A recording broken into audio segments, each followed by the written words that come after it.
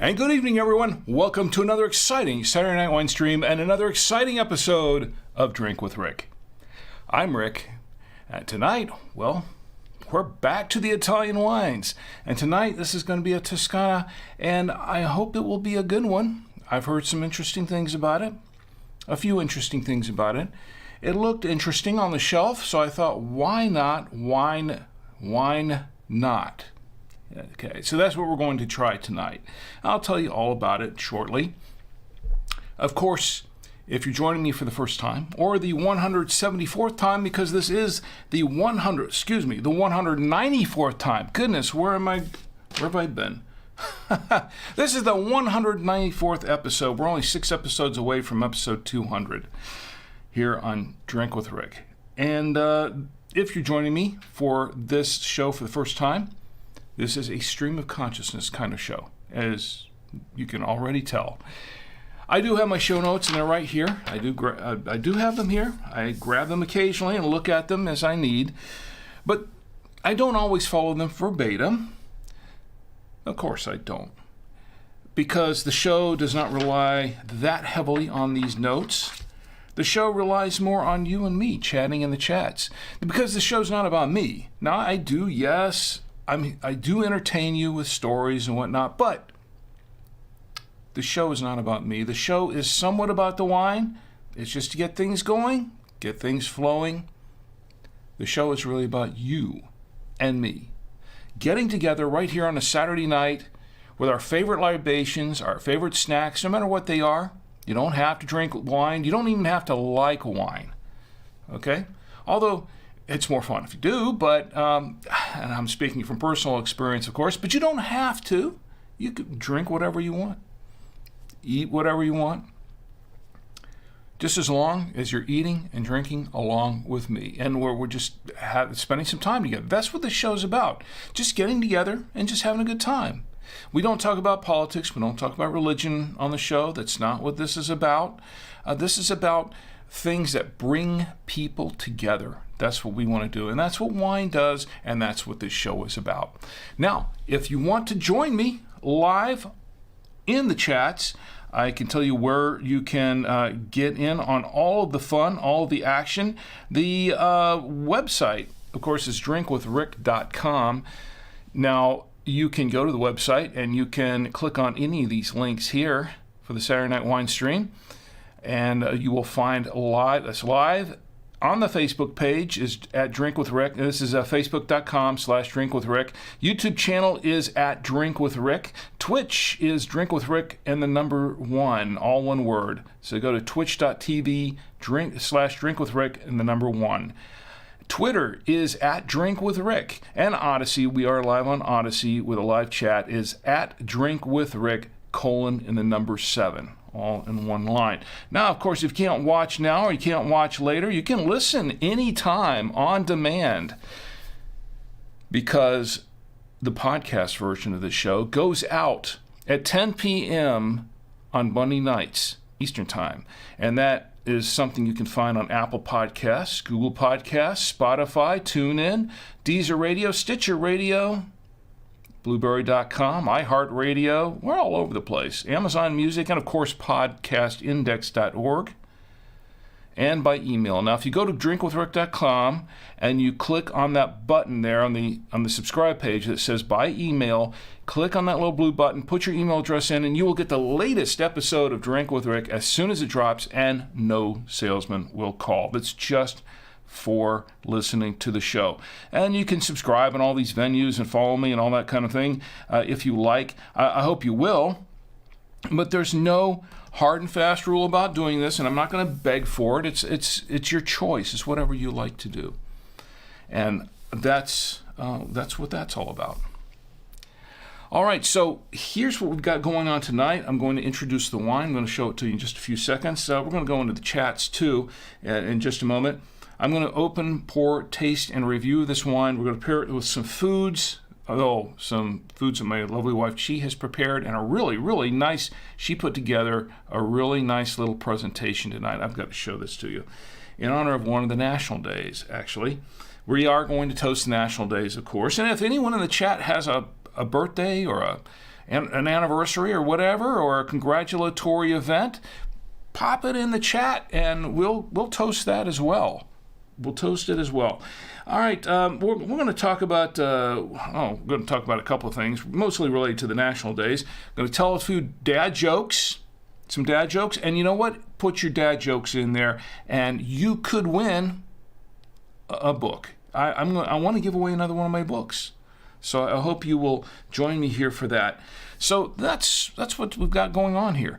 So let me show you the wine here. Before we do, let me get into the chats. And my good friend Ed is in the chat on Facebook, and he says, I got here. And Ed, I am so glad you got here. I started a couple of minutes late. I was running the little bars and tone a little bit longer because I'm having to do things. I don't want to harp on Facebook, but I'm having to do some extra things now that I didn't have to do before to get everything ready. So that's what the bars and tone are for, is to make sure they're not just sitting up there, and it's not like I'm starting late. I'm actually starting, but I'm in the background doing a lot of stuff, so forgive me if that went a little bit long. And so Ed, I'm glad you're here, and everyone else. I know there are folks liking the page and liking the everything that's going on here, so I really hope you'll join into the chats here on Facebook. And of course, we are live on YouTube, and my lovely wife Chi is on YouTube, and she says hello, and I just had to put this, I forgot to put this little thing in here. There we go. Don't mind that, Ed. I forgot to pop it up there just before the show started, and there we go. Now it's in there in all the little chats. And looks like we're good on Odyssey, and we're live on Twitch. Twitch is going strong. We have folks on Twitch. And Taz Cools is in the chat on Twitch. And Taz Cools says, sipping some Middleton very rare Irish whiskey, $130 a bottle? Got as Xmas from a friend. Smooth. I'll bet it is. It better be for $130 a bottle. All right, I can't afford this stuff, but you've got me going. I've got to try. I've got to find out. Maybe there's a small. Do they sell them in like the little? They don't sell them miniatures that much anymore. I've been to the some of the liquor stores lately, and I was telling Tommy, I said, we got to get some of those. And they still have a few little miniatures, but they don't have a lot like you used to be able to get them. Like in the liqueurs. What is it?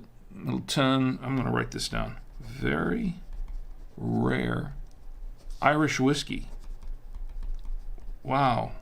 And it's $130 a bottle. That's too rich for my... But what's the size of the bottle? Is it like a fifth, or is it like... is it a really big bottle, or is it a smaller flask? Wow. Well, I'm glad you're here. And by the way, Taz Cools, of course, Taz Cools got a book. He got the book last week that I gave away, and it's on the way. I sent it out this week. You should have it. If you don't have it by now, you should have it by Monday or Tuesday at the latest. So let me know. If you don't get it within a week or so, let me know. I went to a different place. I went to the UPS store instead of the USPS to ship it off, and it costs more, and I'm a little bit I don't know. I don't usually go there to ship stuff out because it's so expensive, and because I'm really not sure how they handle the packages there. So hopefully you'll get it. Taz says its more now bottle is 5 years old, 750 milliliters. Okay, so it's a 750 milliliter bottle. Oh, I'll bet it is more now. So you got it. Okay, Taz says not yet. No biggie. No problem. Well, let me know. I want to make sure. And also, Pete, if you're in the chat now or later, Pete and Denise, I sent one to you as well. You got one. I think, no, Taz, you got yours. I think you won it last week, and then Pete got won it the week before or something, and I had to ship them both out at the same time. But they've gone out, so they're on the way. Ed says they got here right with the phaser blast. Great timing. Yeah, you like the open. I try to make this a lot more theatrical now, and there are a couple of reasons why I'm doing it. It's not just because some of it's for the entertainment value and because it looks cool, I think, to have a little opening there. But that's not the main reason I do it. It was born out of trying to work out, experiment a little bit. Let me say, I'm not going to get into the weeds on that right now. We'll talk about that later if you like. So let me check the other chats, and looks like we're good there. So let me check YouTube one more time. Okay. And my lovely wife, Chi, has really prepared something special tonight. So I want to show this to you. I can hardly wait to show it to you. This is great. It's going to be great. Okay, so this is the wine that we have that we're opening up tonight. This is actually pronounced, I think, Lodole. It's pronounced Lodole, I believe. And I was looking for the correct pronunciation. It's Lodole Rosso di Toscana. Toscana. I haven't had any wine yet, folks, and I'm already mixing my words up here. It's a Lodole Rosso di Toscana. And let me show you the back of this wine. This is what we've got here. It's 2018. It says this Super Tuscan has a harmonic bouquet profile with hints of licorice, dry red fruits, vanilla, and woody notes from aging in barriques for 10 months. The predominance of Tuscan grapes blended with international grapes allows this wine to express traditional Tuscan characteristics, along with a familiar international style. And it says, serve slightly below room temperature. Well, I didn't read that part. It's bottled by Canteen Bellini in Ravenna, Italy, imported by Plume Ridge in Claremont, California. And there is 13.5% ABV in this 750 milliliter bottle of wine. So this is the wine we're opening tonight.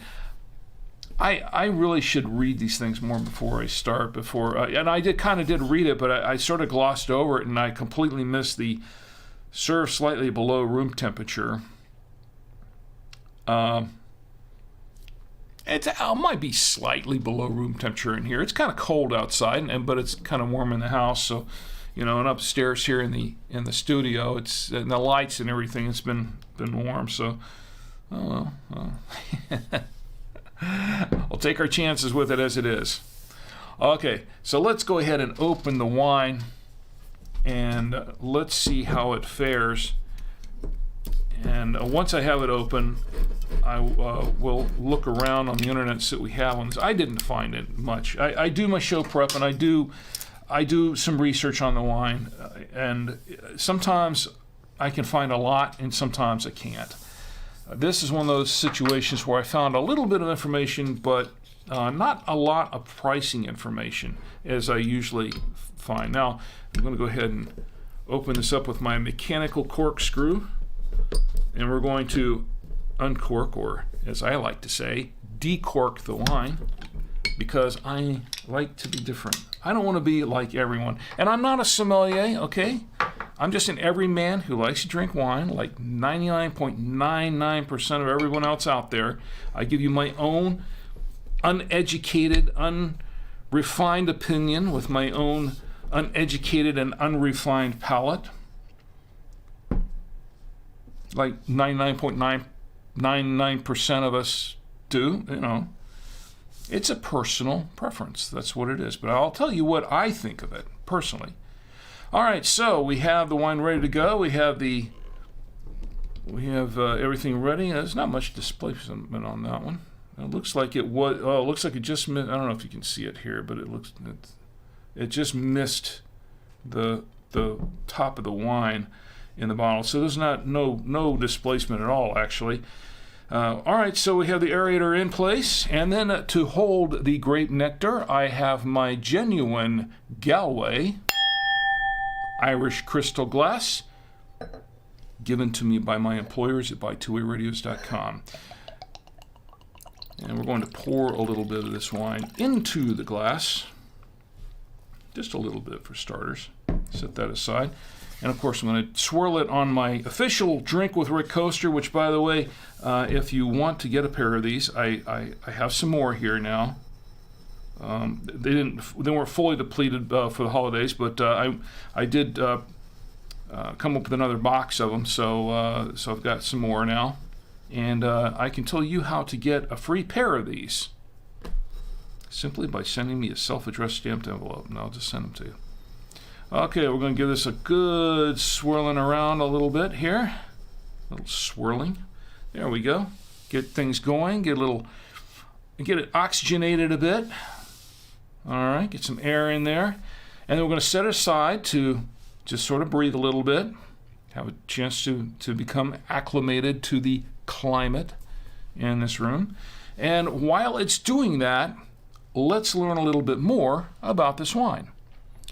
Now, I went around online, as I said a few moments ago, and I really didn't find a whole lot on this particular wine. There were different wines that were similarly labeled and similarly described, but I did find it on Vivino.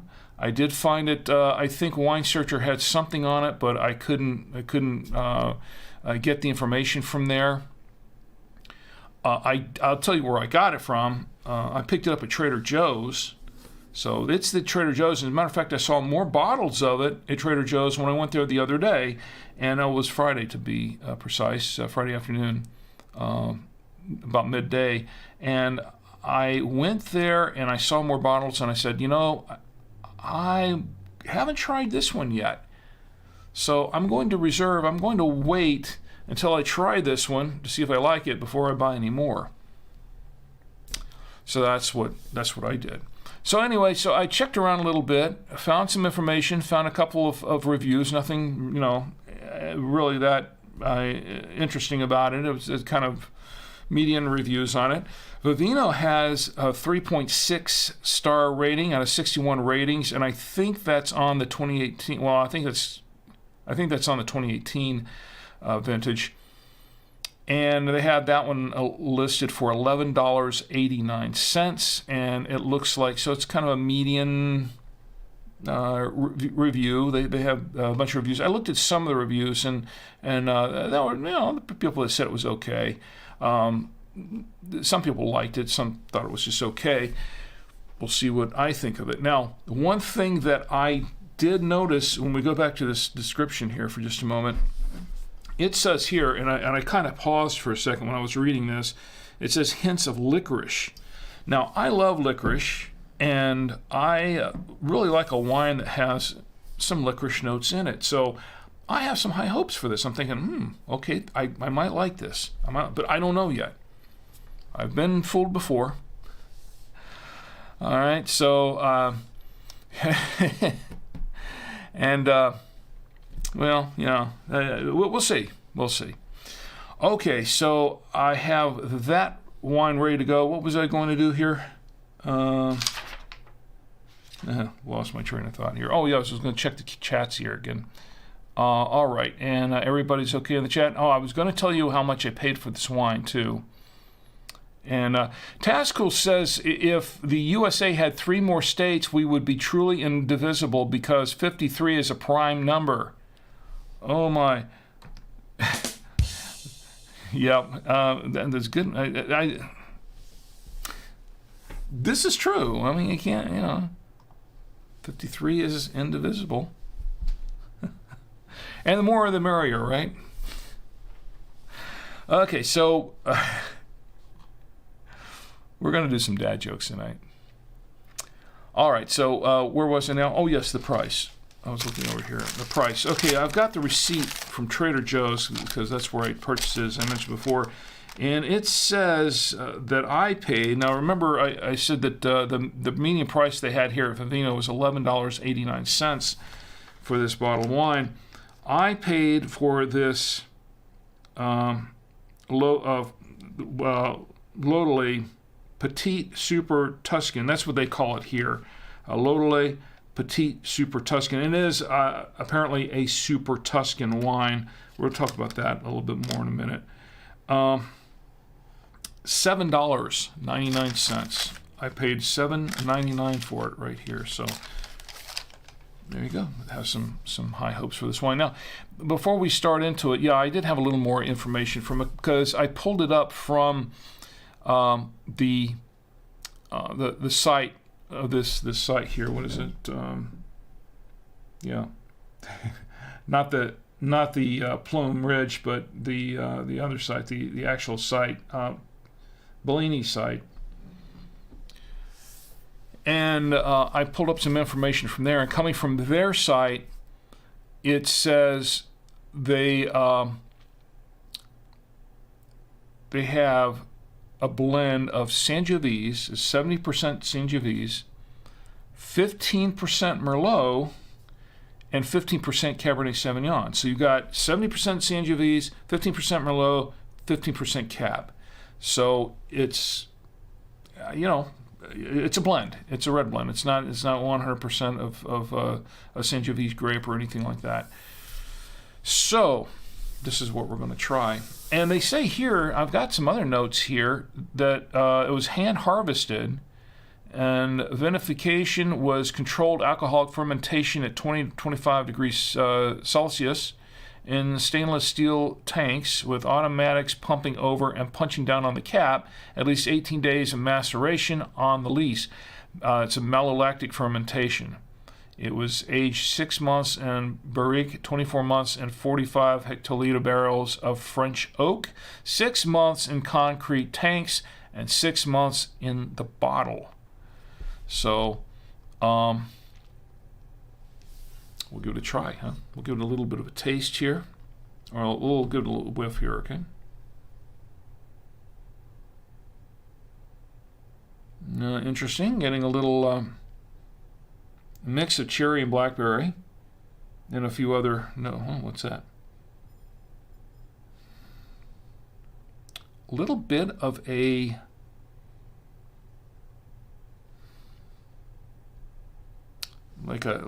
almost like an Italian sausage kind of smell to it, or maybe that's my breath. I'm not Italian sausage tonight.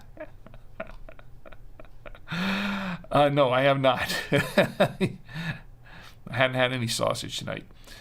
Let me see if I can find any other information on this, on what is on the nose.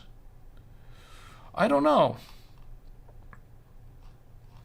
We'll give it a try. Let's give it a taste.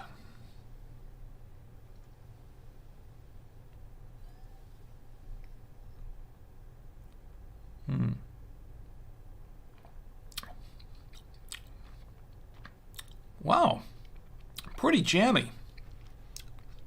This wine is jammy with a fair amount of tannin in it.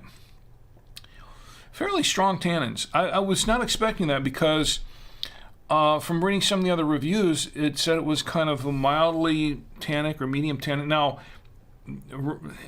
keep in mind that I did not chill this wine first, and they recommended that it be chilled a little bit, not super chilled, but like probably around just below room temperature. So we're talking about 65 degrees or so, which would be okay. But wow, there's a lot going on in this wine, but it is pretty jammy. Blackberry.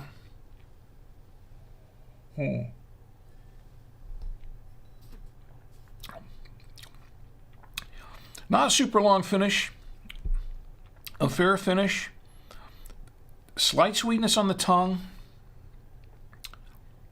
and right now I'm not getting any licorice per se, but I am getting, it is kind of jammy, some mixed fruits. It's a lot of mixed fruits in here. I think I'm getting a little bit of cherry in here too.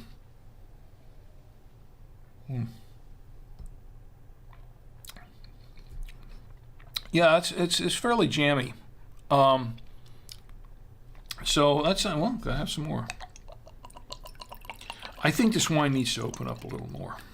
I do. I think, and I think as it opens up, it'll probably So the tannins, someone said there were fairly smooth tannins in here.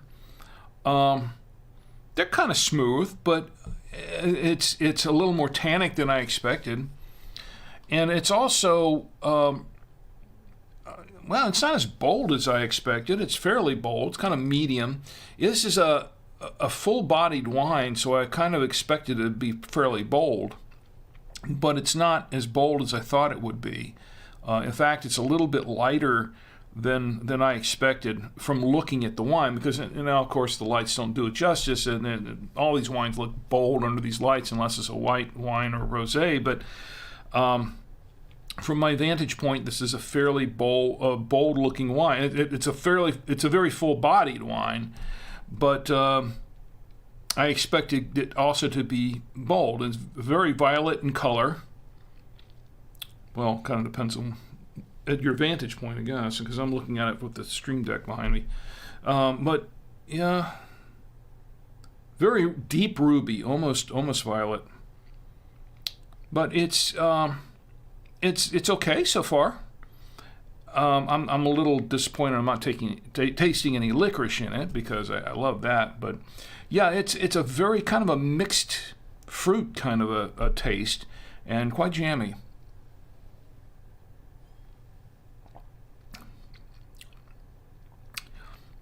Yeah, it's a fruity wine, maybe just a hint of chocolate in there. And it's a little oaky, but when they were talking about the oak barrels and stuff, it's not as oaky as I expected it to be either. So I guess it really does need to open up a little bit more.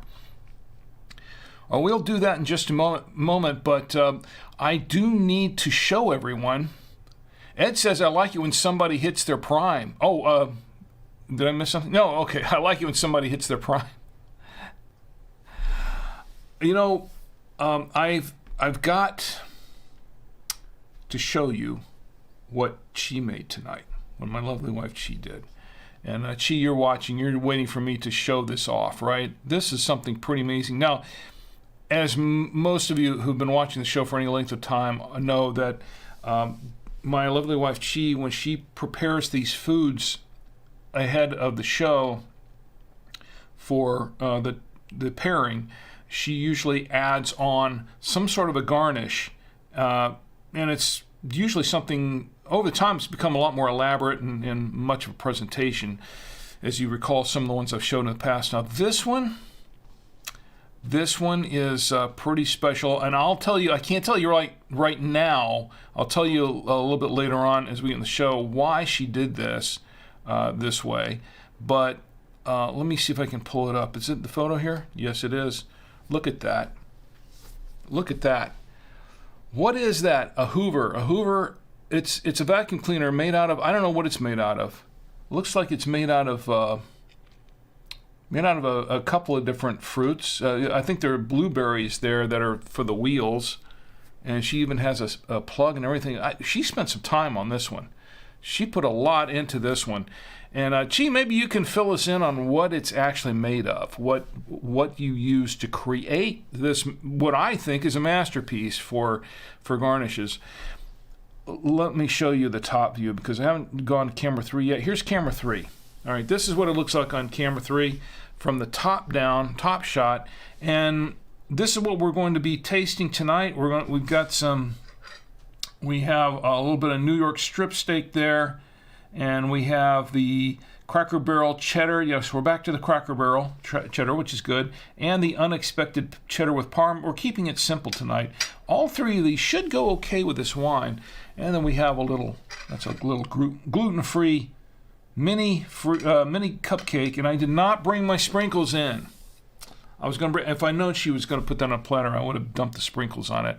Maybe if you're still up, you can just run down and get the little round sprinkles, the little round ones. I can dump a few of those on there just for fun. I'm asking too much already, because she does an amazing job with that. So, I stayed on that shot too long. Wait till the podcast version is out. Okay, so that's what we have to pair it with. So let's go ahead and start pairing it right now, as a matter of fact, or while we're waiting for those sprinkles. Okay, Ed, I get it. I got it now. It took me a minute. I'm sorry. Ed says, I like it when somebody hits their prime, 53, a prime number. It was referring to Taz Cool's, if we get 3 more states in, have 53 states, and then it's a prime number, will be indivisible. And Ed says, prime as in indivisible, 53 states. I got it now. I'm sorry, I was a little slow on the uptake on that one. I was so distracted with wine tasting and everything. I just got a little bit distracted with everything. Okay, I got it now. Tass says Hoover made a food. Bet that doesn't suck. All right, there's another. Yeah, you get another. Actually, that's pretty good. That's pretty good. I'll give you this one. Okay. Where was I? I don't remember anymore. Yeah, I got a whole bunch of this stuff. Anyway, back to the wine tasting. Okay. So we're going to do some pairing now. The dad jokes apparently have officially started. Unofficially so. Well, that's good. We'll have some dad jokes here. I didn't bring my dad joke book up here, but I've got plenty here on screen that I can use. All right, let's go back. Let's go to camera 3 for a minute. Let's go ahead and try it with the New York strip steak that was prepared by Chi. She cooked dinner outside on the grill tonight. It was very cold out there. It was like in the upper 30s, and she went outside. She marinated it, and she cooked it on the grill. It was really good steak, fairly tender. It's still good and tender. Wow, that's a good steak. Let's try it with the wine. Shall we? Now, if this doesn't go well if this wine doesn't pair well with this steak, I'm going to be very surprised and very disappointed.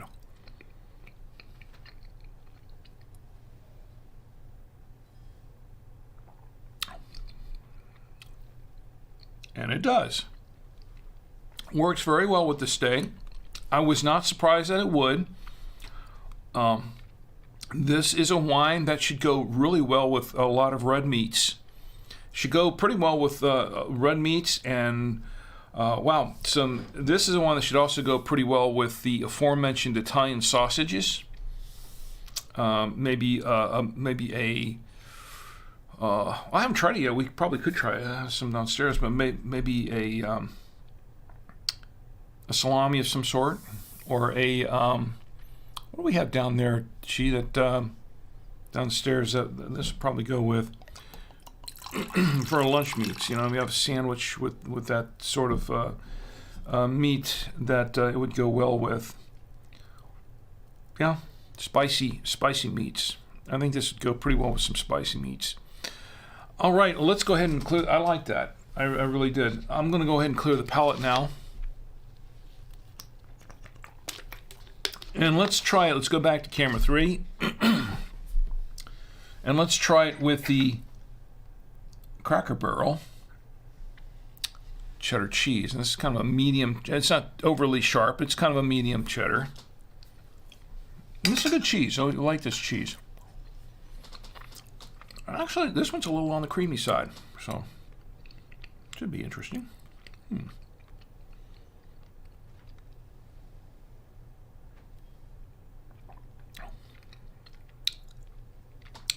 The wine makes the cheese a little bit creamier. And the cheddar flavor, it kind of pops a little bit, but so does the wine. So, yeah, I like that. That's actually also a good pairing. I think I like the pairing with this cheese. I'm going to clear the palate again. And Tascool says, if you haven't seen it, need to watch John Cleese, Wine for the Confused. Very informative and funny. I think I may have seen that a long time ago. I don't remember. I've seen a lot of Cleese's work, and I really enjoy John Cleese. I'm a fan of John Cleese. I have been since the old Python days.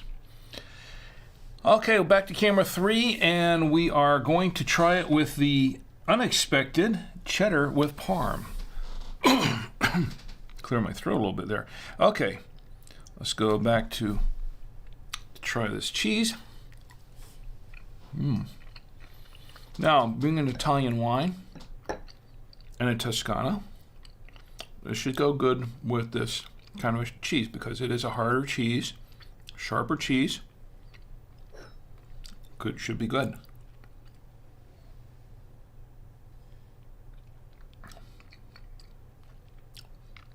Now, interesting thing. It kind of completely changed the flavor of the cheese, which is not bad. What it's interesting, because this unexpected cheddar, this is a white cheddar, but it has Parmesan mixed into the cheese. That's one of the things I like about this cheese because it's kind of it's that mix. And normally, in the past, on a lot of the wines, excuse me, in the past, on a lot of these wines, the unexpected cheddar with parm mixed with the wine makes the Parmesan cheese just pop out and makes it stand out. In this case, the opposites are true. It tastes like it really brings out more of the taste of the white cheddar. That I thought was kind of interesting, but it kind of changed that just a little bit too. So it was an interesting mix with that wine and that particular cheese. I don't know if that's because, I don't know. It's interesting. That was unexpected. Now that was unexpected. Yes. All right. Well, let's go back and clear the palate one more time.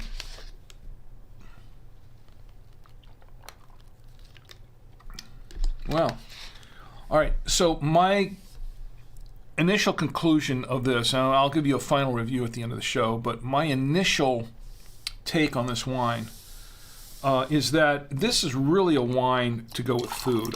You could drink it by itself, but I think this is really a wine that's made to pair with food. It pairs pretty well with all these foods. This is really made to go with food, not so much to drink by itself. So I'll give you my final review at the end of the show, but that's kind of what I've got going on right now. Taz says, speaking of Python's surprise cheese shop had cheddar in stock. LOL. Yeah, it was actually the only cheese that was in stock. And as I recall, I think the cat ate it, right? The cat got it. Actually, it turned out to be runny, and then he said that no, the cat's eating it, I think. Well, what a senseless waste of a cheese shop, huh? All right, well, that's the pairing for now. Let's go back to the chats for just a moment, see what's going on in the chats.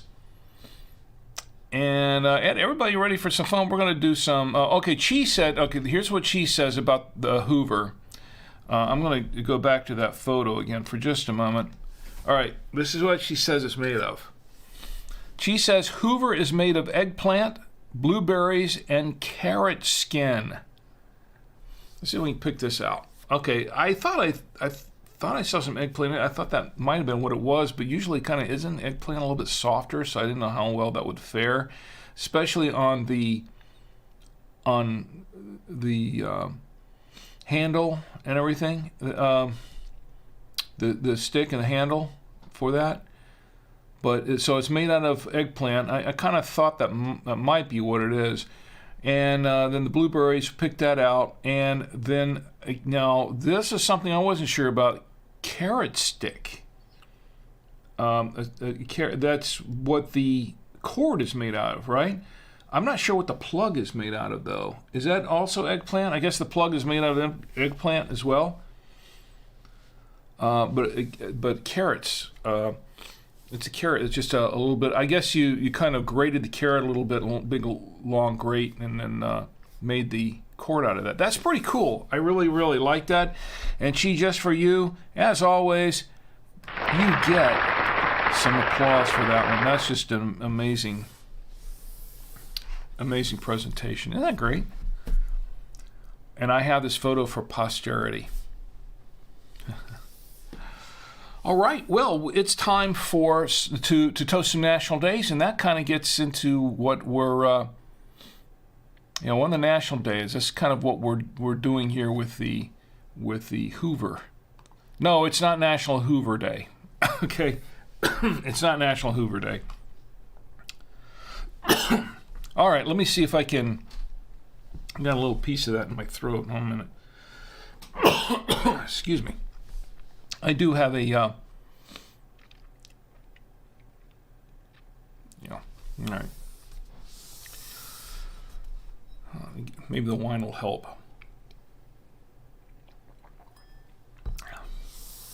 All right.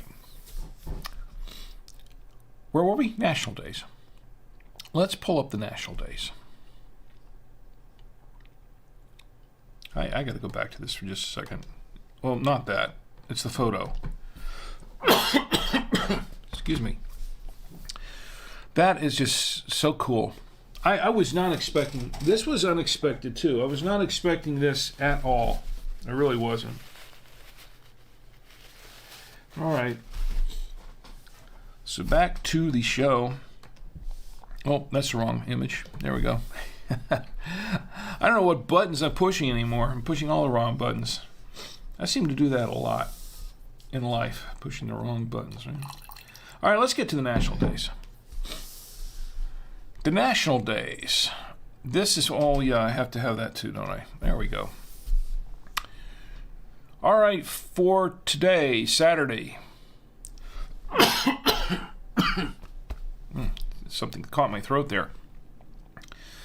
All right, for Saturday, this is February 4th, 2023.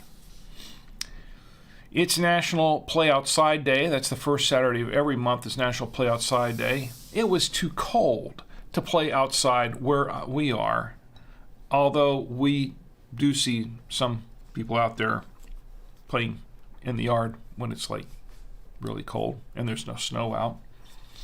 And I'm thinking to myself, okay, to each his own. Not for me. I'm going to stay in here where it's nice and warm, cozy. It's also National Homemade Soup Day. Today, February 4th, 2023, is National Homemade Soup Day. I like a good homemade soup. You like homemade soup? I like a good homemade soup. She really is a master at the homemade soup thing. Now, of course, not surprisingly, she's great in the kitchen with a lot of different foods, but she makes a really great homemade soup. And she makes different kinds of soup. She's got some of her own recipes for soup. She does a really nice tomato soup that I like, that we all like.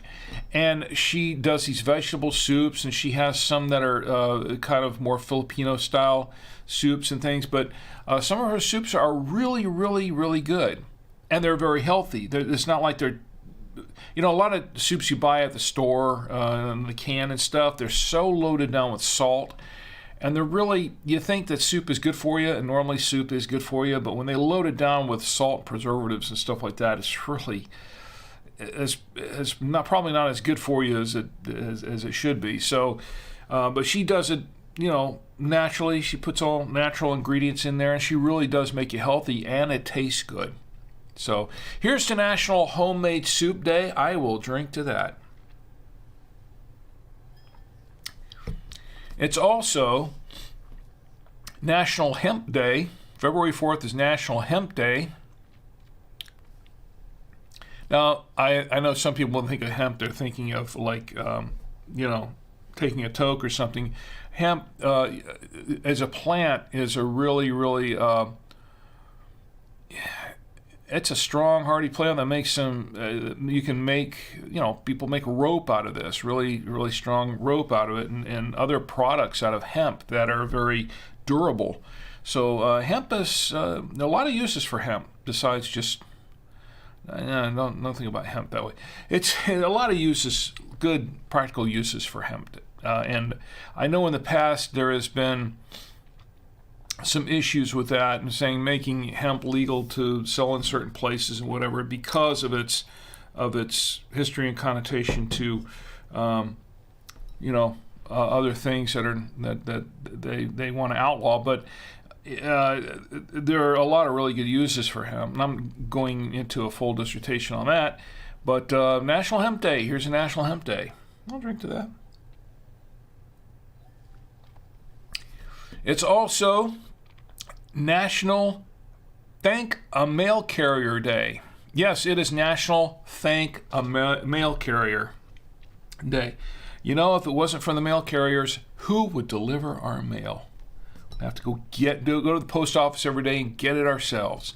So yeah, I'm thankful for the mail carrier. Now, we've had some good, I've got stories about mail carriers.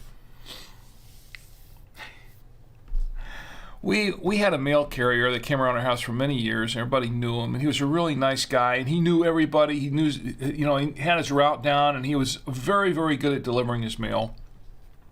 Sadly, a few years ago, he had to retire because he got sick. He had cancer, and he had to retire. And I don't know how he's doing well, but I hope he's doing fine. I hope he's fine. But he had to retire because of being ill. The people that have taken his place, some of them have been okay. Some of them, I don't know. We've had a couple of mail carriers on our route that taken over the route from him that. I don't know. They see that they're on the route every day. They see the house numbers. They still get stuff mixed up, and sometimes we wind up. Sometimes there's a mail exchange of sorts, or there has been in the past, where she'll go around deliver the mail, and then everybody goes out to the mailbox and then meets up in the cul-de-sac here to exchange mail. And there have been times where she's made 3 or 4 trips. I'm not kidding. 3 trips around our area to redeliver mail that she forgot. She'd go through, put mail in, then she'd come back and deliver some more, and then deliver some more. And then she'd come back another time and pull some out of the mailbox and go, oh, no, this goes somewhere else. And I'm like, well, okay. Anyway, yeah, we've had a couple of mail carriers that were pretty confused. But we've had others that were really, really good at their job. And I tell you what, being a mail carrier is not an easy peasy job per se. I understand it, and that's why I'm not really going to put them down for that, for that sort of thing, because it's a hard job. And doing that every day and having to deliver the mail and then having to put up with a lot of stuff that they have to put up with. I read an article, this is a news story, I think a few days ago. I was reading it online somewhere. I don't remember where. I think I also saw it on the news one night that this mail carrier got attacked by 2 dogs. And the mail carrier, that's where I saw it. It was on a news story. Got attacked. It was a local news story, and she got attacked by 2 dogs, and it was pretty vicious attack. And I mean, some of them are taking their lives in their hands when they go out there and deliver the mail every day. So it's in some ways, I guess for a lot of them, it's kind of a thankless job, really. But so I guess that's a good reason to salute the Mail Carriers Day. So here's to National Thank a Mail Carrier Day, because it is a tough job. All right. It's also, this is where we get to the vacuum part. It's National Create a Vacuum Day. Yes, today is National Create a Vacuum Day. Now, what do they mean by Create a Vacuum Day? Yes, it's Create a Vacuum Day. I'm not kidding. It's a national day here. By the way, I'm getting all these from nationaldaycalendar.com. Nationaldaycalendar.com is Marlo Anderson's site. He's the CEO, and he provides the national days for pretty much everybody out there all across the nation. So, and international days as well. So, anyway, the National Create a Vacuum Day. Now, and I'm pulling a little bit of information from this from nationaldaycalendar.com. It says National Create a Vacuum Day on February 4th explores spaces void of matter. On this day, we are challenged to create one, to create a vacuum. Okay. Well, I'm creating my own. Oh, that's not devoid. I mean, it's not void of I mean, yeah, there's a vacuum in space, allegedly. But of course, they don't know what's really out there besides the stars and everything, because we can't just because it's a vacuum for oxygen doesn't mean it's a vacuum. Period. I mean, it could a vacuum is a void, right? It could be a void of oxygen, but it could be full of other things like dark matter and what have you. There could be a lot of things that are out there that we can't even see. That's what's making everything go around. Just saying. Do fish know that they're in the water? I don't know. You know, if you're in the water and you're a fish and it's like that's your environment, you really think much about the water that's in. Here you go. When they jump out of the water and there's the air, that to them that's a vacuum of water, isn't it? I don't know.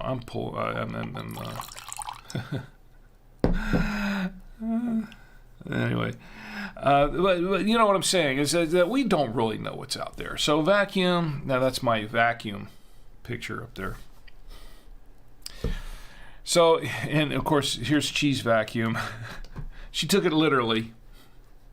But she created her own vacuum. She literally created, this is Creative Vacuum Day, right?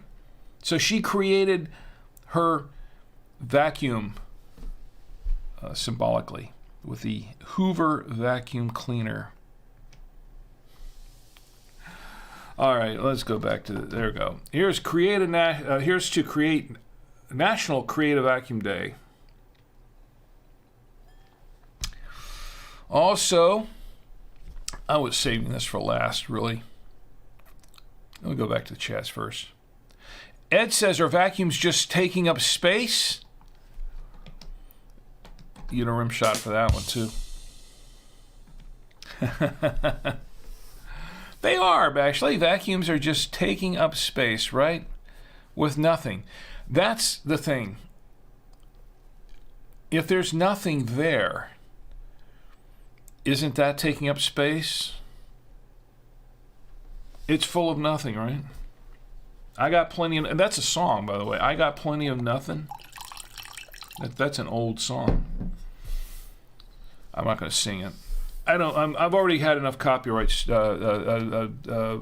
not strikes, but mutes and things like that. Got one last week, by the way. I'll talk about that in just a moment. All right, so we had a couple more national days. Here we go. You know what today is for another 56 minutes? It is. Oh, you're not going to believe this. You're gonna kick yourself for not knowing this morning. I'm kicking myself for not knowing this morning. It's Ice Cream for Breakfast Day. Yes, it is actually Ice Cream for Breakfast Day. The first Saturday of February is Ice Cream for Breakfast Day. We had crepes for breakfast. My lovely wife, she got up early this morning and made us some really, really nice crepes. But you know what? You can put ice cream in crepes. They're great for dessert, too. If I had known it was National Ice Cream Day, I might have put one of those crepes in there, filled it with a little ice cream and sprinkles over the crepe. Maybe it was better that I didn't. Here's Ice Cream for Breakfast Day. I'll drink to that. And hey, it's dairy, milk, ice cream for breakfast day. All right, tomorrow, we'll do tomorrow's too. Tomorrow, which is February 5th, which will be today in about 54 minutes now. It's World Nutella Day. Anybody like Nutella? Some people love Nutella. I never got into it. I think my lovely wife, she likes Nutella. I never got into it myself. Some people can't stand it. I'm not really really a fan of Nutella myself. But for those who are fans of Nutella, it is National Nutella Day. By the way, Photo Ray's in the chat. I wasn't ignoring you. I just saw you just now. Photo Ray, it's great to see you in the chat on Twitch. And Photo Ray says, don't forget today was ice cream for breakfast day.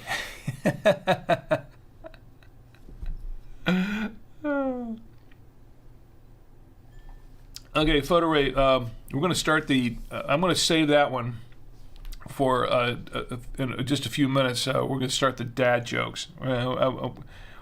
Yeah, I want to read that, but I'm just going to save it for a couple of minutes. We start the dad jokes officially. And Ed says, make a vacuum day. Some might say it sucks. All right, we're starting the dad jokes early now, aren't we? We are. Okay, a couple more national days. February 5th is also National Weather Person's Day. National Weather Person's Day. Okay, if I'd known that, I would have queued up a short segment from News at 6 where we had our very own weather person, Chintzy Stimpf. For those of you who stuck around for the show last week, the after show, we showed the entire full version of News at 6 without the edits in there. The full version, original, everything. And one of the segments, of course, was the weather segment with Chintzy Stimpf. Now, Chintzy Stimpf, the character Chintzy Stimpf, is a direct... it's a send-up of our local weatherman, and I think he was Channel 9 at the time, at the time, or maybe it was Channel 2, WSH. I can't remember which channel he was on, but this was in Orlando, Florida, back in the day. It was back in the 70s and early 80s, and Chintzy, his name was Charles Stumpf. Charles Stumpf was a weatherman, and he, I guess he retired or whatever, and I think he's long since passed, but Charles Stumpf was a well-renowned weatherman in our Central Florida area, and we kind of did it in sort of a send-up for him. So, I mean, we weren't making fun of him. We were just, we were parroting his name. So, because we're kind of in honor of him, we were kind of doing that. So, like my character, I was the newscaster. My character was. Do I need to go into this now? Oh boy.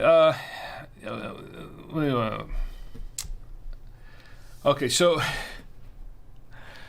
All right, so News at 6 was a news parody that we did in high school, for those of you who are just coming in. It was a Super 8 film that we shot and for high school. And we did it with commercials and things like that. And it was a send-up of a news program for News at 6. I played the newscaster Walter Cronkite. It was, of course, a takeoff on Walter Cronkite. So I was Walter Cronkite. And there was Coward Hosell, my good friend Doug Torta, who's no longer with us. Coward Hosell was his character. He did the sports. It was a spin, of course, of Howard Cosell, and then Pete Gibbser did Chintzy. His character was Chintzy Stimpf, who was doing the weather. And anyway. Send up of Charles Stumpf. Anyway, here's I got way off on that. That's why I was laughing, because I'm like, I go off on all these different directions, and it's like, here we are still in the national days. Here's the National Weather Person's Day. I'll drink to that. We have our favorite weather people here in Charlotte. Yes. We watch them on the news. It's entertaining. Sometimes they get the weather right, sometimes not at all. But it's always entertaining. All right, and All right, here's the last one. Last but not least for February 5th, and I really hesitate to bring this up, and I'm going to have to explain it apparently because on the outset it sounds a little weird. Anybody know what I'm talking about? I bet other people have already looked up the national days and they know what I'm talking about.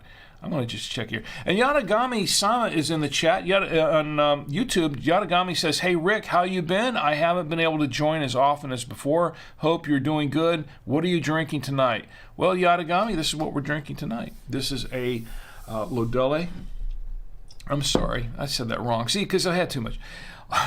No, I haven't had too much, but I will soon if I don't stop. This is a Lodole. It's pronounced Lodole. It's a Rosso di Toscana. This is an Italian wine from Italy, of course, and it's from Toscana, the Tuscany region, I should say. And it is 70% Sangiovese, 15% Merlot, and 15% Cabernet Sauvignon. So it's a 70, 15, mix. It's a blend. And so far it's okay. As it's opening up, I'm kind of liking the wine more. Let's go back to the national days. We still have one more national day at Toast, don't we? How you been, Yadagami? I'm glad you're here, by the way. And by the way, we'll do another book giveaway, and we're having some dad jokes tonight. We're going to do some dad jokes. So put in your best dad jokes, your worst ones. We'll do some dad jokes. So anyway, the national day. All right, get ready for this. Today, or it's going to be February 5th. It's going to be today in about 47 minutes.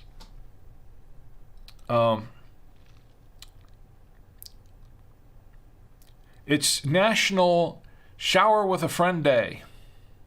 I kid you not. It's National Shower with a Friend Day.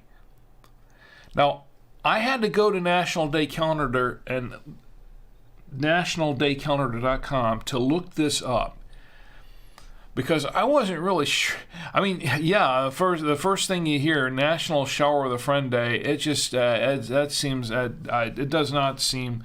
I mean, this is a G-rated show, folks. Okay, PG at the most.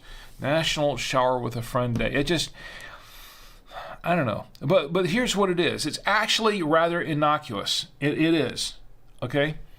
National, and I'm reading this from nationaldaycalendar.com.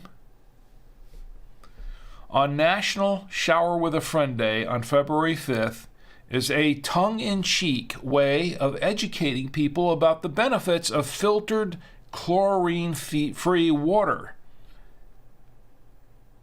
Winter is the coldest and loneliest season of the year. With dwindling daylight and Valentine's Day at its heart, February can often leave people feeling dejected and somber. The day injects a bit of humor into the season while also serving to educate people on the benefits of showering in fresh, filtered water and the effects of chlorine. So this is what this day is about. It's not actually about getting your friend and showering with them. This is really about being aware. I know. This is really about being aware of the benefits of having filtered, chlorine-free water. And there are a lot of people that are concerned about the chlorinated water, how the water is chlorinated. I didn't used to think it was that big of a deal because when I was younger, I was thinking, well, the chlorine's there for a reason. It's to kill off it. They started doing this way back in the day to counter the effects of certain diseases that were kind of running rampant around towns, and people that would die of various bacteria, amoebas and stuff in the water, diseases, and so they started putting chlorine in the water, chlorinated water. And so that's been pretty much the standard for treating the water before it goes to our taps. And it seemed like a pretty good idea, but there has been over the years and studies done and a number of people who have been very concerned about the long-term effects of drinking chlorinated water, putting it into our bodies, because that's not Chlorine is not really a natural substance to be putting into our bodies. So that's what this is about. This is about bringing up awareness of that. And maybe being educated on using filtered water. I have cut down on the water that I drink. All of our water here that we use in the house, it comes from the tap, but that we use for showering and cooking and things like that. But we do have the drinking water. We do have those on filters. As a matter of fact, I just got reminded today that I have to replace the filter in my refrigerator that has a water dispenser. So when I have to do that, and we have our Brita and all that kind of stuff, and we run it through the Brita, and then we use that for our coffee. And sometimes we'll just use bottled water and put that in the coffee machine instead. But we do also buy the bottled water. But we're not buying spring water or anything like that. We're buying filtered water. It's supposed to be filtered water anyway. But I've cut down on a lot of that, like this right here. I'm drinking purified water, so it says. Purified, I assume by osmosis. It's the Members Mark brand from Sam's Club. Anyway, I've been drinking more of that because it has been lately kind of a concern with me because my family does have a history of cancer. I am concerned about that sort of thing, kidney disease and things like that. Listen to me. Hey, I'm really concerned about liver and kidney disease, I say as I have another swig. Moderation, folks. And that's the key, is moderation. All right, so that's what National Shower with a Friend Day is about. So I guess I'll drink to that.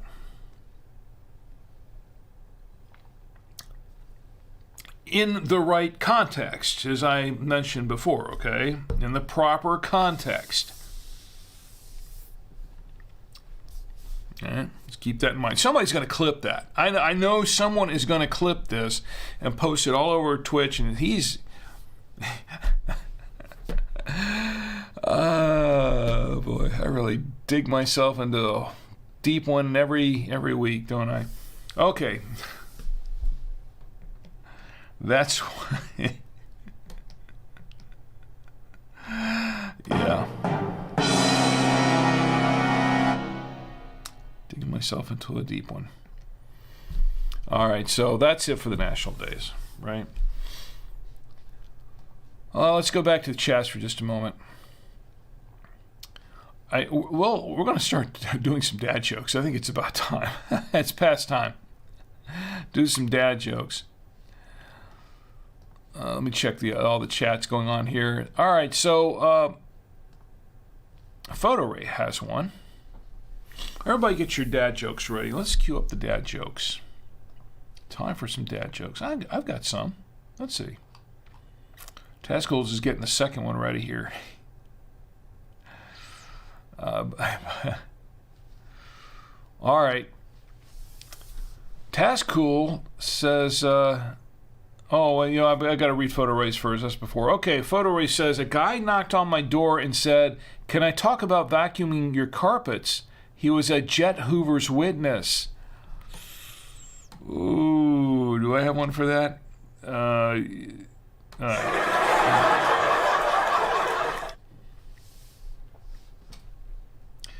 Tascool says, taking a dog named Shark to the beach is a very bad idea. Yeah, I would...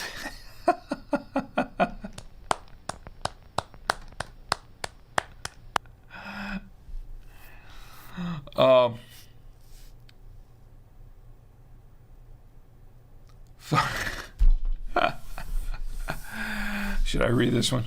Photo Ray says, how do you know if you have a Buddhist vacuum cleaner? It doesn't have any attachments.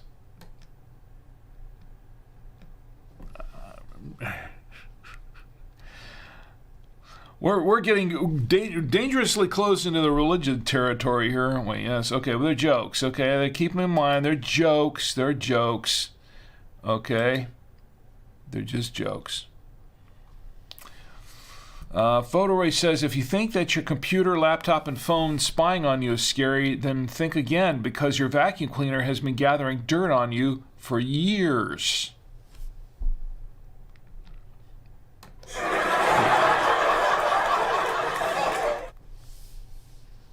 I know Ed has some. I know Ed's getting some ready. Anyone else have some dad jokes? I'm keeping count here. Yadagami says, oh, I've been good, Rick. Thanks. That's not a joke. That's for serious. Yadagami, I'm glad you're doing fine. Put in your dad jokes. It's fine. I've got a few in the meantime. Here are a few dad jokes for you. What is the least spoken language in the world? Sign language. All right, here's one that's kind of relevant. Who is the most lonely billionaire? Elon Musk. No.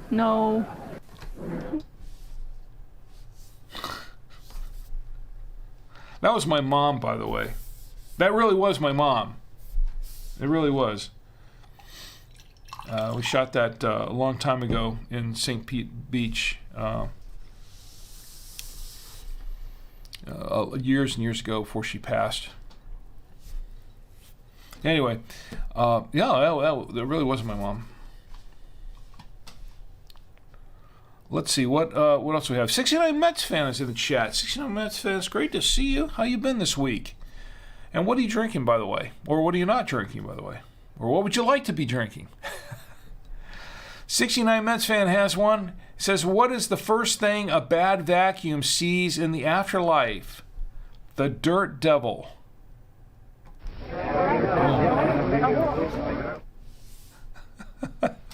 Something to talk. There's one to talk about. The dirt devil. Okay, that was pretty funny. That was pretty funny. I like that one, actually. I should give you some applause for that one. And I know Ed's getting some ready here. All right, let me see. I've got a couple more for you. I told my wife she needs to start embracing her mistakes, so she hugged me.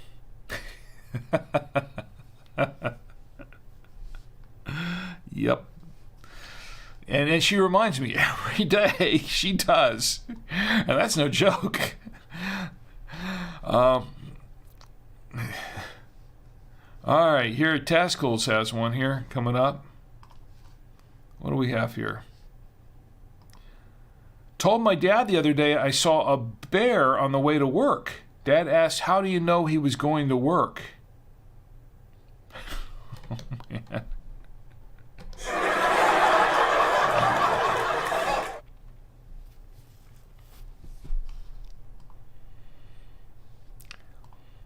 What else we got here?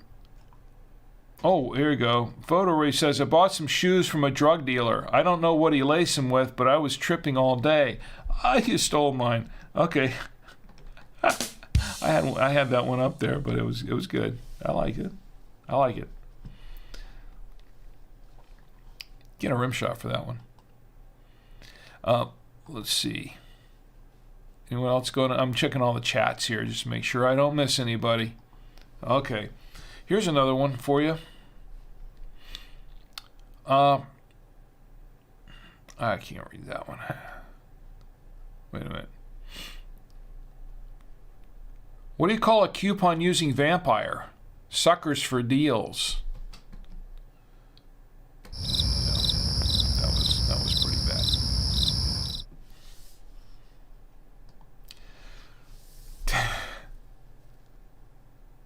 Oh, okay, yeah, I like this one. Moist people are fine with typos unless they have a dry sense of humor.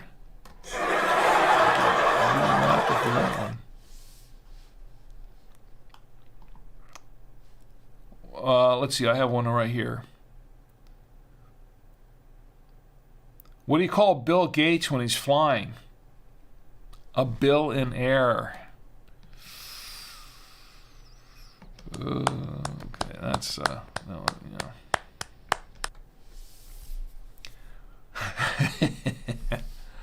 Where do you find a cow with no legs? Wherever you left it. Yeah.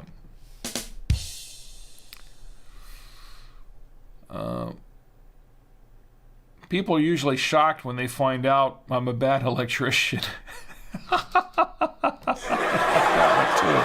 That's a good one.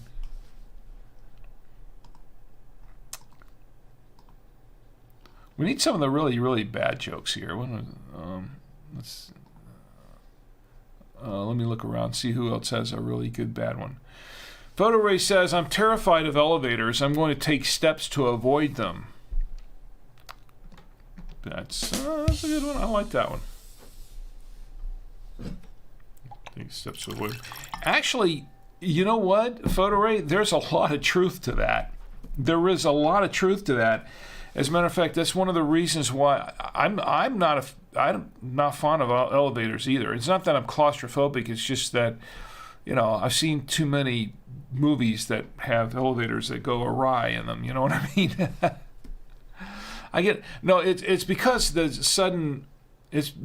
sometimes a sudden movement up and down, especially if it's going in like up to the 20th or 30th floor, and then or back down to the second floor from the 20th or 30th floor. It's that kind of sudden, lift or drop that kind of like makes me feel a little, I don't like the feeling, it's just kind of a little queasy feeling.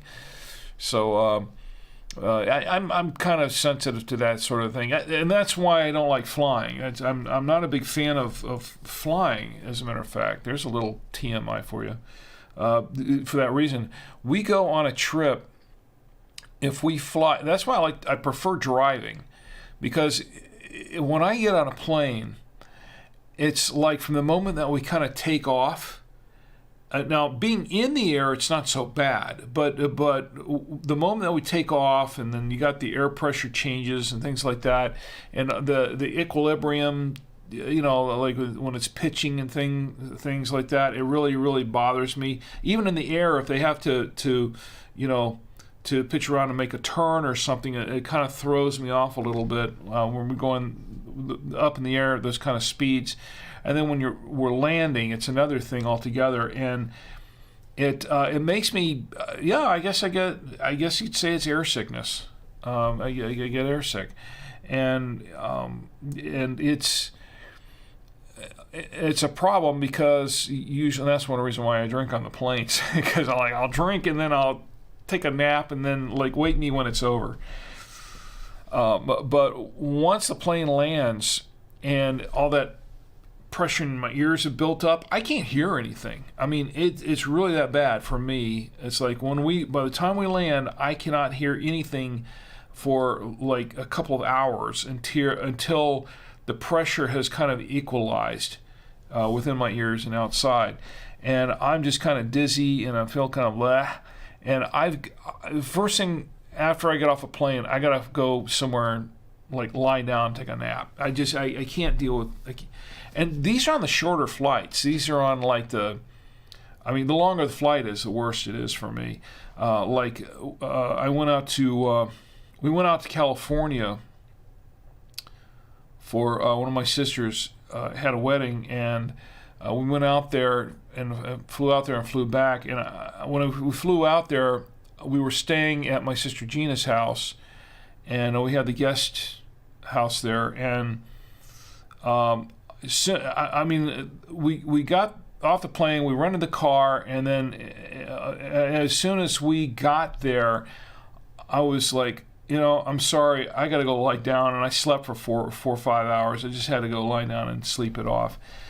And then kind of the thing happened in reverse when we got back. It was just rough. I can't deal with flying. So Tass has one right here. To start a zoo, you need at least 2 pandas, a grizzly, and a polar. It's the bare minimum. Oh, wow. Where did you get that one? That's good. I've never heard that one before. That's pretty good. I like that. Here's to you. All right. I like that. Photo Ray says, did you know the first French fries weren't actually cooked in France? They were cooked in Greece.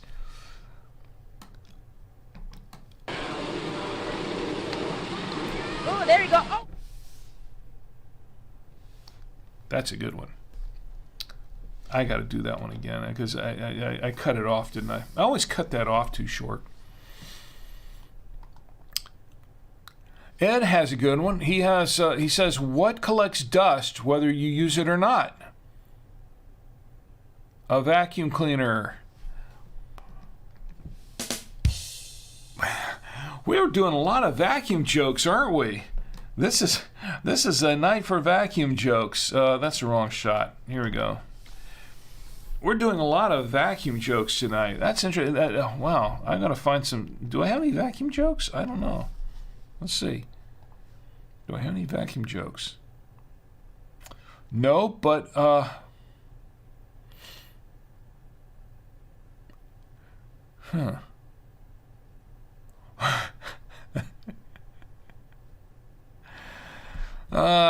am thinking of having my ashes stored in a glass urn.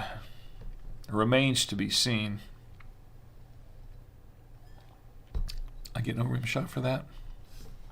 Oh. All right. I've got to have, yeah, there's a...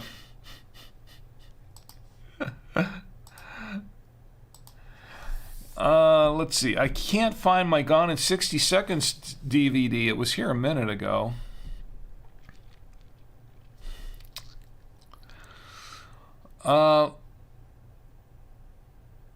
Why does Waldo wear a striped shirt? Because he doesn't want to be spotted.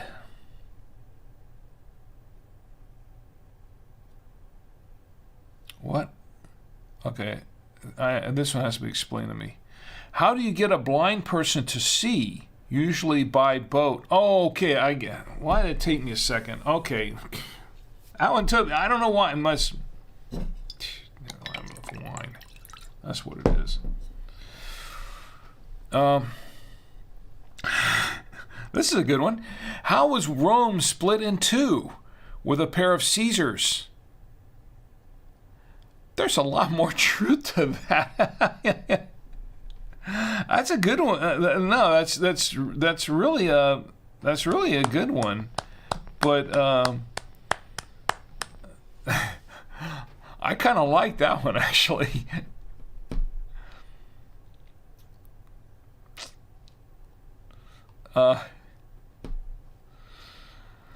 You know, my son got angry the other day when I told him the sky is the limit. He wants to be an astronaut.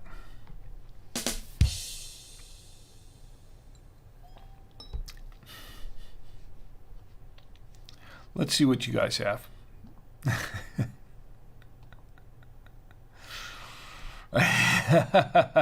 We got a couple here. All right, I like these. Photo Ray. If you see a robbery in an Apple store, does that make you an eyewitness? Ooh. That's a good question. I have to mull that one over. Taz says, I'm going to eat some popcorn kernels before I die. The cremation is going to be epic.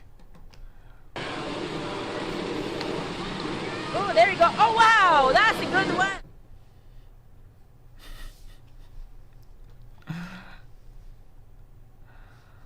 Oh, you got one to beat this one, Ed? You got one to beat this one? How about you, Yatagami? You got any dad jokes?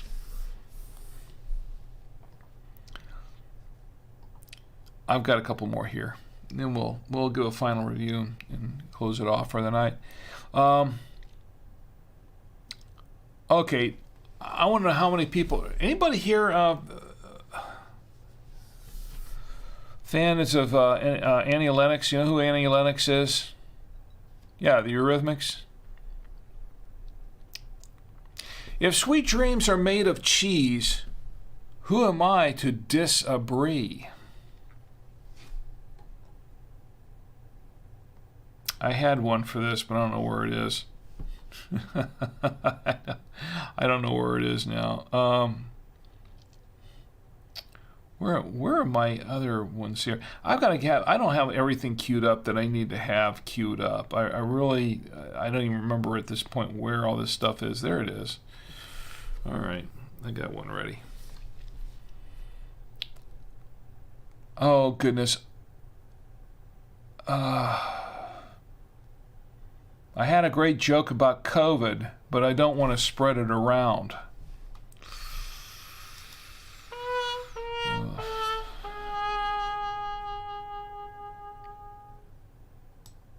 I don't know.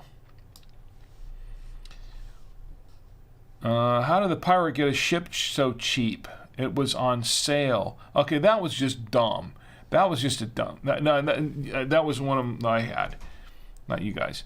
That was one I had. The popcorn kernels. I think I've heard someone do that one. Say that one before. They want to die. Did Mike say that one once? Or no? Someone did. Oh, I know it was the other Ed. The other Ed. My other friend Ed.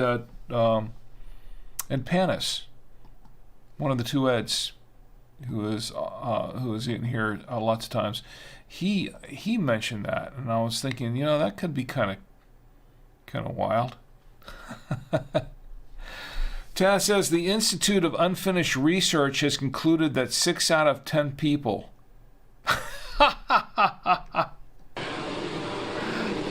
You get that one. Oh, there you go. Oh, wow, that's a good one.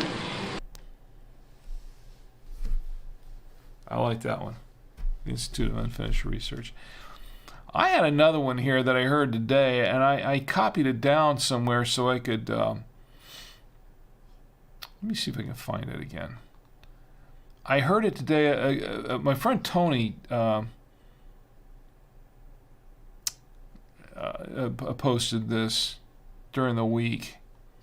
Where is it? I don't even... Oh, yeah. Okay, I found it. 3 years ago, my doctor told me I was going to deaf.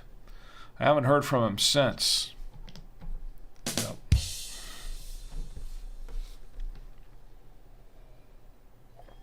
That was from my good friend Tony. Okay, so Yadagami has one here. Wait a minute. Yep. Yadagami says, I'm afraid for the calendar. Its days are numbered.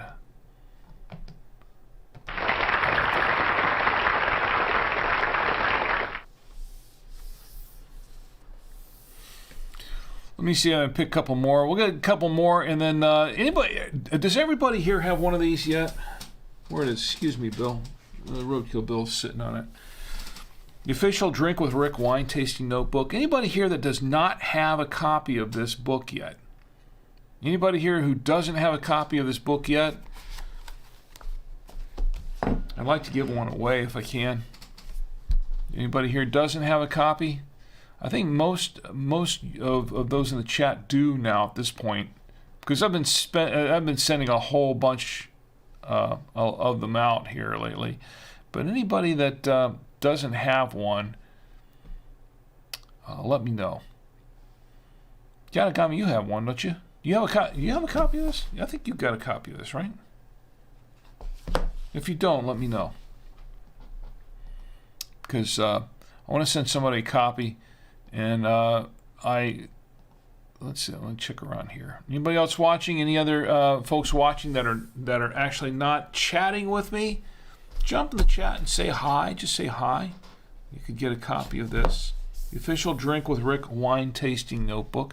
Also, just as a reminder, you can, because I did promise I would do this at the beginning of the show, you can get a copy. Let me see if I've got room for it here.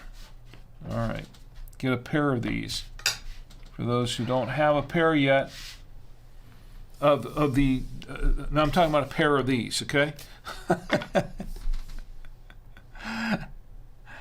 You have a pair of the Drink with Rick, the Official Drink with Rick coasters.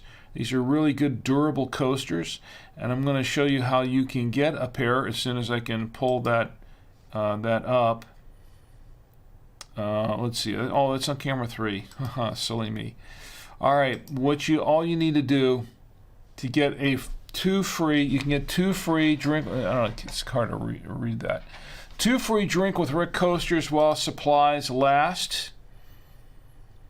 And here are the rules. Down here below.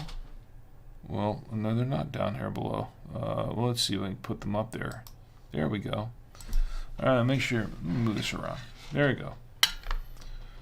Limit 2 per person. Continental U.S. only, because I can't really easily ship outside the U.S. for these things. What you need to do is you need to send a self-addressed stamped envelope to Savoya Media Coaster Offer, 6420 Ray Road, that's R-E-A Road, Suite A1, number 209, that's not an AI. We've got enough AI going on around here. It's this A1, as you see on the screen. Charlotte, North Carolina, 28277. Once again, Savoya Media Coaster Offer, 6420 Ray Road, Suite A1, number 209, Charlotte, North Carolina, 28277. Now, if you do that, you will send me that self-addressed stamped envelope. I will send you a pair of the Drink with Rick coasters absolutely free. Okay? And no salesman will call. Okay? Whoops. Wrong one. No salesman will call. Crickets. Okay, I know I'm hitting the wrong buttons. That's part of the entertainment. See all my flubs live on stream. All right, Taskool says there are 3 types of people in the world: those that can count and those that can't. I know. That's good. I like it. I've heard it before, but I like it. All right. Ed says, what did the pirate say 80 years after his birth? I'm matey. I'm matey. Oh, you filthy boy!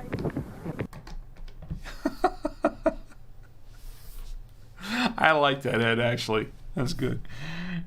I'm matey. 80 years after his birth. You know, that's a score. Everybody knows what a score is, right? It's 20 years. 20, 40, 60, 80. 80. And 7 years ago. Yeah, that's good. That's good, Ed. That's actually good. Yatagami says, oh, he's got a good one here. Yanagami says, why do you never see elephants hiding in trees? Because they're so good at it. I like that. It's an oldie but a goodie. All right, so Yanagami says, I don't have a copy. You don't have a copy of this, the official Drink with Rick wine tasting notebook. This is where you can use it to follow along, because there are 50 wine tasting pages here. There's actually 100 pages to this book, but a little more because I've got some other tips and things on here on drinking wine. But the tasting notes pages, there are 50 of them. The reason there are 50 of them is because we do 50 episodes for each season of Drink with Rick. So you can, if you want, you can use them to follow along and write down the tasting notes to follow along with me as we taste the wines. But that's not really what this book is for. This book is really for you to go out and say, I'm going to do some wine tasting on my own. Taste whatever wines you want and put your notes in here. Keep a log, keep a diary of your wine tasting notes. And it comes in really handy because you never know when you're going to be in a situation where, you want to bring a wine to a party or get together or something, and you remember you had that wine from like a couple of years ago, and you don't really remember. You kind of vaguely remember the label, but you don't. And you kind of remember it was pretty good. I liked it, but I don't really know for sure what it was. So you go back and refer to your wine tasting notebook and say, this is what I had, this is what I liked, and it was good for, and I see here that it was good for taking to get-togethers for for appetizers and things like that, and bring to a party. and then you can go out and get a bottle. Also, if you're on a date, you got a big date plan, and you're making dinner or something, and you want to really impress the date with the wine, and you're thinking, I don't know what to get to really impress the date. Or your boss. Your boss is coming over for dinner. This is kind of a cliche. These are all cliches, I know. But it happens. That's why they're cliches, because it happens so much in our society. Has for decades and decades. And you want to impress that person, that individual, whether it's a date or a boss or maybe a new neighbor that's coming over. You got the new neighbors come over. You just or just someone just moved in the neighborhood. You want to welcome them in, and you want to bring them that really nice bottle of wine. You don't want to offend them. You don't want to say like, oh, these people, they don't know what they're doing. And you remember, hey, I had that bottle of wine that I really, really liked, but I don't remember what it is. Go back and refer to your tasting notes and go out and get a bottle, and then, you're good. You're golden. So it comes in really handy. And one other thing that I should note is that in the first page here, it says, where it says this book belongs to, it says volume. So that means you can put volume 1, volume 2, volume 3. Even though there are 50, events here that you can, 50 wines that you can taste. It's not limited to that. You can go get more of these. I sell them. This is sold for $8.99 on Amazon. It's available on Amazon for $8.99. You can go find it there, but I like to give these out. So after that long introduction for this, which that's what I do here on the Saturday Night Winestream, Yatagami, I'm going to send you one. Since you don't have a copy yet, I'm going to send you one. Go ahead and send me a valid email address. Not email address, excuse me. A valid shipping address. Excuse me. That's my email address. So send your valid shipping address to my email address, and I will send you a copy of the official Drink with Rick wine tasting notebook free. It's just a gift from me to you, and a thank you for being a loyal viewer and listener of Drink with Rick on the Saturday Night Winestream. I want to give back. I like to give back, and I know your time is valuable. Spending it with me, I think I'm always just so grateful for and thankful for everyone who watches the show. I really am.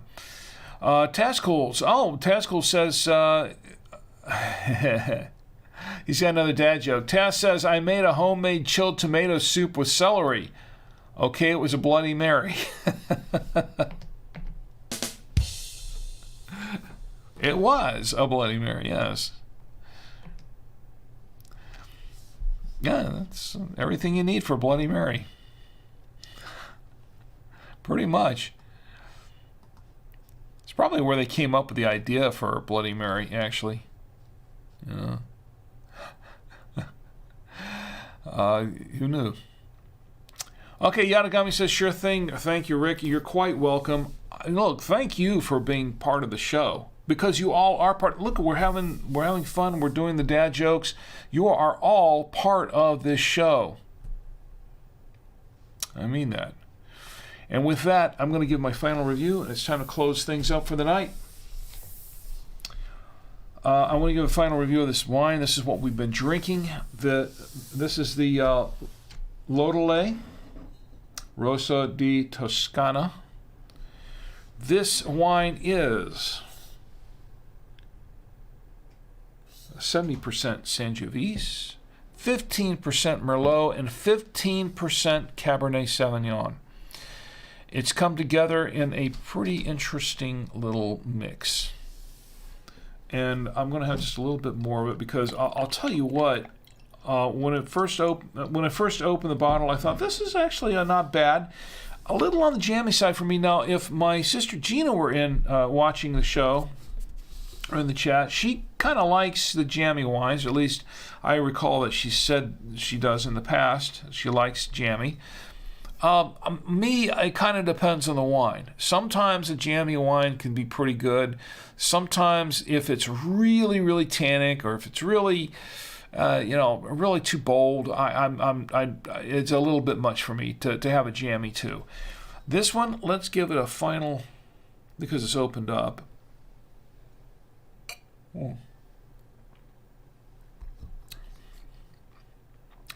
Actually, it's mellowed a bit. Tannins have softened quite a bit more. Now, and I said in the beginning, I thought that there were more tannins in here than I was reading the reviews on. A lot more tannic. The tannins have mellowed, and it's actually kind of medium tannins. They're very smooth, actually. The wine itself has smoothed out a bit. Still some blackberry, still a hint of chocolate, but let me try this again.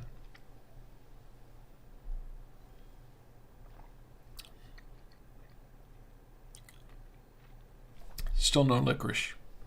It said there was a hint of licorice, but I'm not tasting the licorice in this wine. Not right now. Not really. I'm a little disappointed. It's still getting a little bit of chocolate in it, though. That's good. But I'm not really... They were saying that it's got some licorice notes. I'm not really getting that right now. But, okay, it's not a deal breaker for me. It's not. This is actually a pretty decent wine because we did try it with everything here. We did try it with the... We didn't try it with the vacuum. But we did try it with the New York strip steak, and it went pretty well with that. I liked it with the New York strip. It was really good. Brought out some of the flavors that she had marinated into the steak. The cheese, this was interesting. The cheddar cheese, this is a Cracker Barrel cheddar. It's kind of a medium cheddar, but it made the cheddar very creamy, and I kind of like that. And with this was also interesting. This is the unexpected cheddar with Parm, and usually with a lot of the wines that I've tasted, it makes the Parmesan cheese in there kind of pop out. It did not do that. It did the reverse. It actually made the white cheddar stand out more, the taste of the white cheddar, and it actually brought out some of the taste of the wine a little bit more. The wine is supposed to be fairly oaky, but I'm not really getting a lot. I'm not getting a lot of oak in this wine, so I think this wine's kind of mellowed a little bit. It's a 2018, so it's not bad. The one thing I did not try this with was the cupcake. We'll try a little bit now. I usually save this for last because we're talking about sugary stuff, and I've already got some sugar. I didn't know she was going to put this on here, so I'm getting crumbs all over the place. Now this is a gluten-free one, but it's pretty good. I've had a couple of these already, but I'm going to try it with a wine. Regrettably, I didn't bring the sprinkles up here tonight. I did not. I like my sprinkles, and I did not bring them up here tonight, but because I didn't know she was going to put this on a plate. Big surprise. It was actually a pretty good cupcake.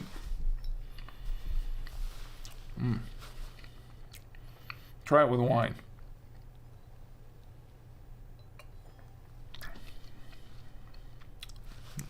And here's an interesting thing. I've heard that there are some notes of vanilla in this wine. I wasn't really getting. I was getting more chocolate, but the vanilla cupcake really makes this wine mix makes the vanilla stand out. So I'm wondering if maybe it's just bringing out a little bit of vanilla flavor out of the wine too. Maybe it's vanilla and vanilla. I don't know, but it tastes more vanilla-y. Vanilla-y with the wine, which I kind of like because I like vanilla. I do, and chocolate. I like a lot of flavors. Tass says, actually, vanilla ice cream or custard and coffee is good. I've heard that, and actually I've had vanilla ice cream with coffee, and it's and I've had custard. I think I've had that with coffee too. It is good. Those are good combinations. I like those combinations myself. I've been thinking about doing like a coffee stream, reviewing coffees, maybe one of these days, if we get more time to do that, I'll do that in the morning, like a Monday morning coffee. Drive with, you can listen to it live, driving into the office, and we'll review some coffees or something. I don't know. It's one of those many ideas I've kicked around. Taz says, how to catch a polar bear: find a frozen lake, dig a hole in the ice, surround the hole with frozen peas, hide nearby. When the bear stops by to take a pee, run up behind him and kick him in the ice hole. Okay.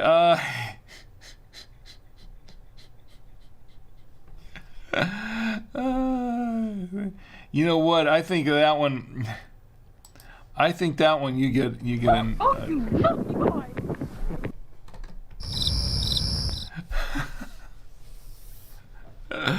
I was good though, Taz. That was good.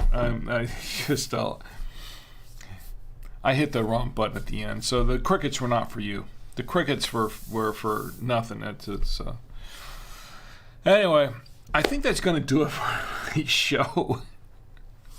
I've had a good time. I hope you have had one too. Once again, I want to thank everybody who's joined me on the show tonight. As always, I want to thank my good friend Ed for being here and keeping the Facebook dream alive and well. Also, Yadagami-sama, thank you for being here, and also my lovely wife Chi, thank you for being here, and also everyone who's been watching me on Facebook, everyone who's been watching me on Facebook and have not been in the chat, thank you for being here, of course, but Tazcools and everyone else, Photo Ray, and all those who've been watching and have not really been in the chat, and everyone on Odyssey has been watching and not in the chat, and on Twitter, because we're on Twitter too. I want to thank everybody for being here tonight. I do appreciate each and every one of you, and I mean that. I really mean that sincerely. Next week, we've got more fun planned. I've got a couple of things going on in the works that I'm hoping I'll have ready for next week. I think you'll enjoy some of that. I hope you'll enjoy all of it. But I've got a couple of things going on. It's going to take me a little while to produce it, but I hope you'll be here for that. And we've got another wine. Oh, you know what? We should probably mix it up with some beers. What do you guys say? What do y'all say? Also, I want to run a poll by you all because I've been thinking about doing some streaming on Reddit and setting up a subreddit for Drink with Rick. Been thinking about it.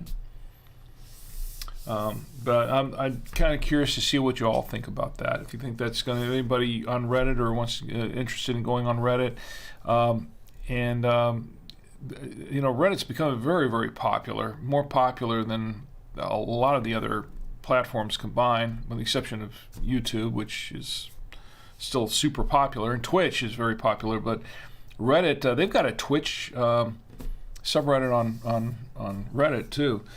Anyway.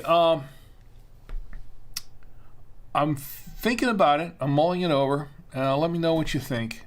If you think that it's something that might be worth pursuing, let me know. Because you're part of the show, and I value your input. I really do.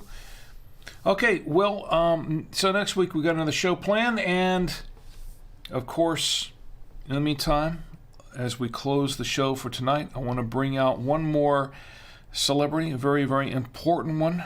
A celebrity here on Drink with Rick, Saturday Night Winestream.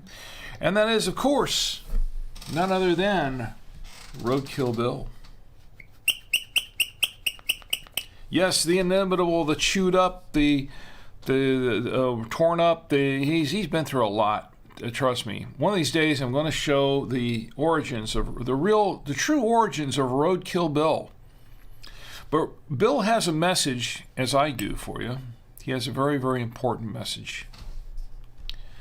And his message is, as mine is, please do not drink and drive. Drink in the comfort of your home, your office, your hotel room, your apartment, wherever you are. Please do not drink and drive. If you have to go somewhere, call an Uber, call a Lyft, call a cab, call a friend.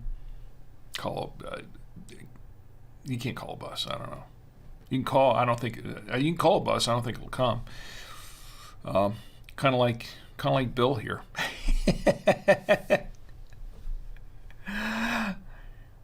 Just do what you can to have someone else take you home. That's the point. If you can't do that, just stay put. Best to stay put. Think of others as well as yourself, because your life is really important. Is more important than just a night on the town. Okay? And I mean that.